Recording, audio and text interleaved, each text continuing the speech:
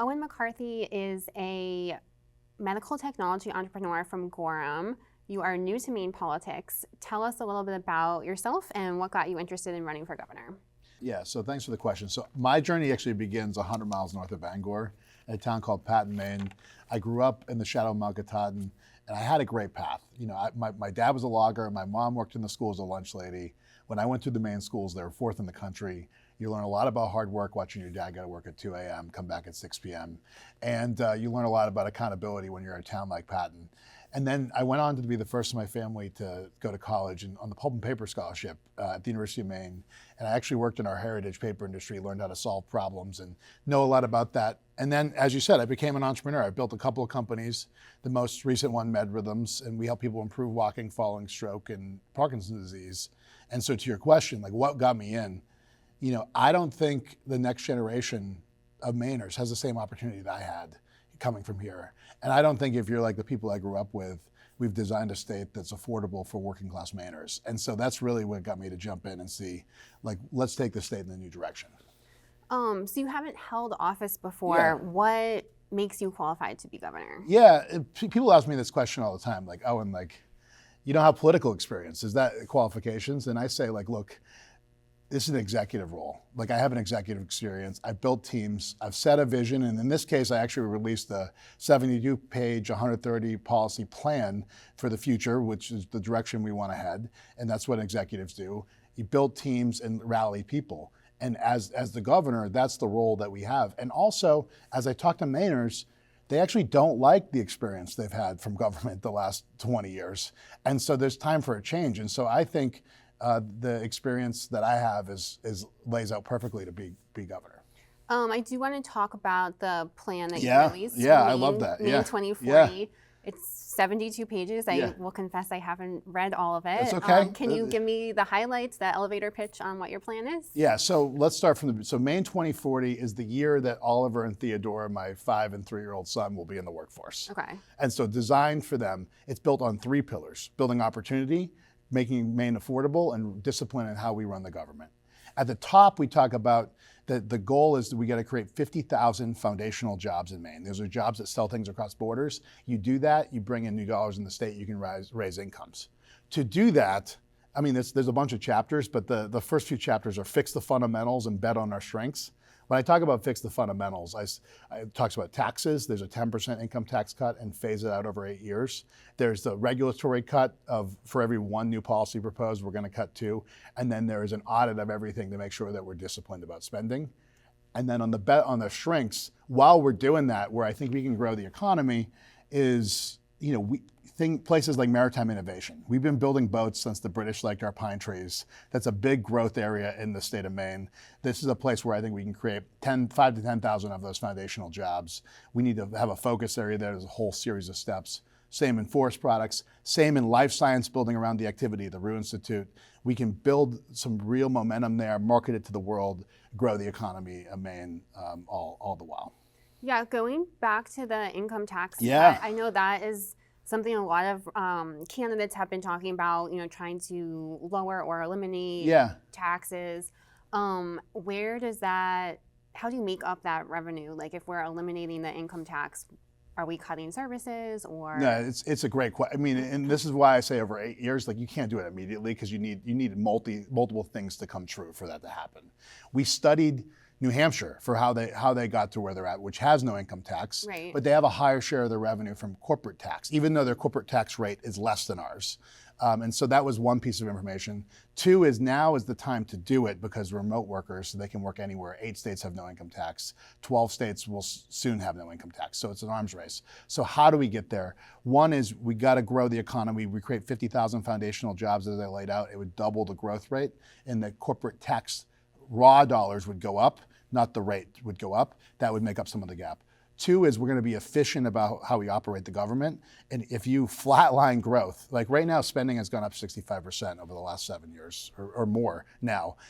If you flatline that, you can allow a lot of other streams of revenue to catch up and make up some of the income tax.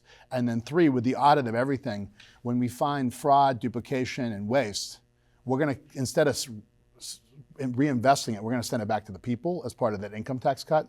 that mix of things over time, I know it's 42% of the budget right now, income tax, will eat away at that. And in 8 years, you can get to the point where you can remove it. Got it. I think, correct me if I'm wrong, I think you're the youngest candidate running. That's right. Yeah. And I'm curious how that informs some of your policies, or do you think do you see that more as a benefit or a detriment? Yeah, so a few things. One is I do think it's time in this country we have next generation of leadership. So I think that's a benefit. Two is, there's a lot of change happening out in the world right now. I talked about in the beginning that I worked in our heritage industries, but with my company, I've worked in technology and AI. And I've always said I can bridge sawmills to software. And we're in the fourth industrial revolution. And I think my background living in it and being in it will help Maine leap forward where we didn't do so well in the third industrial revolution. And then finally, I'm in the prime of my career. I have a lot of energy. I'll work 16, 18-hour days, and I can do that really repeatably. And so I think it's a real strength. Okay. And I want to talk about the president a little bit. Yeah. What are your thoughts on how your administration would work with President Trump? Do you see, being lockstep on everything? Are there any particular areas of agreement or disagreement that you foresee? Yeah, so I would work with the president and would want to do that and would support working with him. I think there could be a lot of good for Maine. Like I talk about building boats. The largest national security concern of the United States is boat building capacity, and that we can meet the call of the U.S. to do that. I am the governor of Maine, though, in this instance, and if it's not good for Maine, if decisions aren't good for Maine, say tariffs on energy from Canada, right, which my grandma's on fixed income, if that were to hit, like that would be really detrimental because Northern Maine gets all of their energy from there. I wouldn't make it a spectacle. I wouldn't go attack him, publicly. I would fly down to D.C. and I'd meet with him and I'd talk to him. And, there's actually some good examples of that out there, even not Republicans, right? You look at Gretchen Whitmer, you look at Mondami, they can't be further apart on policy areas. They've both gone down, they met with the president, and they've done what's good for the people of their cities and their states. And I think that, in my administration, that's how I'd work with the president. And I would do that with any president, like no matter if it's Trump and in 2 years, 3 years, if there's another president, you'd have to do the exact same thing. Yeah, and I guess on a similar note, it is likely that the legislature could continue to be controlled by Democrats. How do you see yourself working with maybe a Maine House and Maine Senate that are Democrat controlled? As an entrepreneur, you're always trying to accomplish goals that are outside of your control, right? Like you're trying to we built a company that helps people walk better using music in their homes with the technology that we built from scratch in a reimbursement environment that we had to change and all these things. And so within that, you have to be creative, you have to build relationships, and you have to work with people. And I actually think, in a situation, ideally we have all three, right? The House, the Senate, and the governorship. Maine 2040 would be much easier to accomplish, right? If not, someone like me that comes from a background that has had to work with people, no matter their label, no matter who they are, to accomplish goals with things outside their control, I think would be a strength in the governor's race. And there's been examples across the country where, you look at Larry Hogan, you look at Charlie Baker, you look at Chris Sununu. These are Republican governors that have mixed chambers when they ran. And they were the most liked governors in America that solved problems and made things happen. And so I think, would it make it harder to accomplish the policy goals? For sure. But, someone like me, that's a challenge I'm willing to take on. And talking about the legislature, I'm sure you're aware that they just passed a new supplemental budget. Yeah. What are your thoughts on that budget that passed, particularly on the millionaires tax that was included in it? Yeah, so a few things. One is we have a major spending problem. The budget has gone from $7 billion up to now greater than $12 billion over the last 7 or 8 years, right? And the population and the inflation and everything in Maine has not grown by that much. And most of the taxpayers, and we'll get to the surcharge in a second, most of the taxpayers are working class Mainers that can't afford to live here and have not seen their budgets increase by that same amount. And so that really, really hurts as those things go up. On the surcharge that was just passed, I think there's an example of Massachusetts. They passed something similar a couple years ago. They lost $4.2 billion in net income because this is the most mobile part of the economy. And I haven't done the back of the envelope. I saw this on Facebook, so we can fact check this. But I heard somewhere between 7 or 10% of the people in that category, if they decide not to become residents of Maine, will be net loss in the dollars collected on the tax.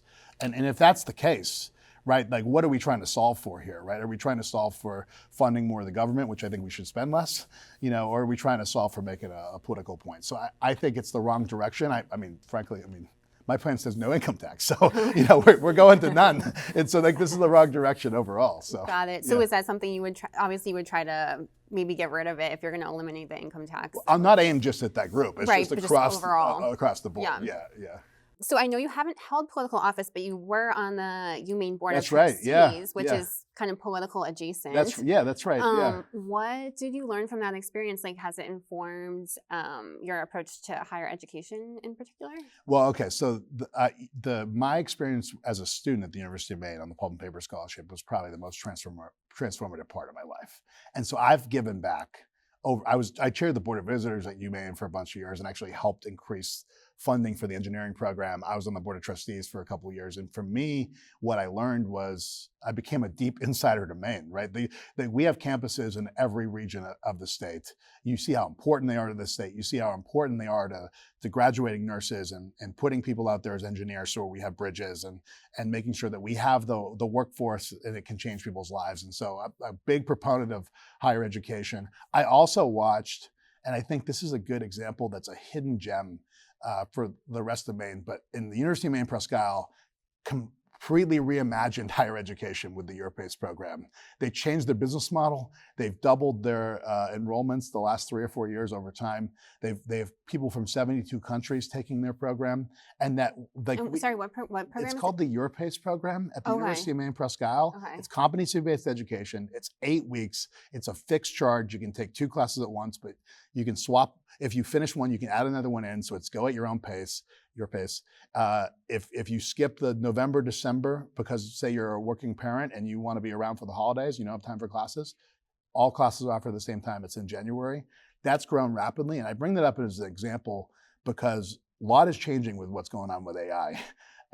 But we can do innovation here and we can change things and we can do it in a big way. We just don't do a great job like highlighting, celebrating, and expanding it. And so things like that I'd want to bring to the forefront more and more. Programs like that in like the Europace and higher education, right? Because people are going to need to learn in different ways and shorter stints and even get retrained as the economy changes around them. Yeah. Also, the thing I spent a lot of time on was research and development at the University of Maine.